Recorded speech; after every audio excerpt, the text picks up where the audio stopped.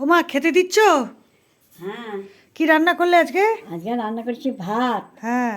মোরলা মাছ ভাজা, আরে বাবা, চচ্চড়ি। কিসের চচ্চড়ি এটা? এটা চচ্চড়ি হচ্ছে কপি ডাঁটা দিয়ে, পালং শাক দিয়ে, আলু দিয়ে, কুমড়ো দিয়ে, বেগুন দিয়ে। ওরে বাবা, দারুণ হয়েছে, এটা আমার তো দারুণ পছন্দ আর একটা। একটা আর এটা কি করেছো? আর একটা হচ্ছে মাছের ঝাল, আলু দিয়ে, টমেটো দিয়ে, পোস্ত দিয়ে, সর্ষে ওরে দিয়ে বাপ, ওরে বাপরে। মাছের ঝাল করেছি, এটা কাটা মাছের। এটা তো মোরলা মাছ দিয়েছো মনে হচ্ছে।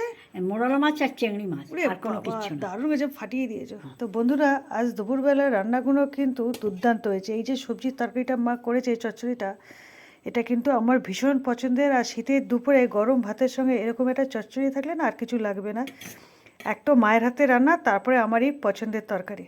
আজকে দুপুরের বেলা খাওয়াটা একদম জমে যাবে, বুঝলেন? মায়ের হাতের এই সুন্দর রান্নাগুলো আর বেশিক্ষণ ফেলে রাখা যাচ্ছে না। খাওয়া দাওয়াটা শুরু করে দিই, পরে আবার সবার সাথে দেখা হচ্ছে। টাটা।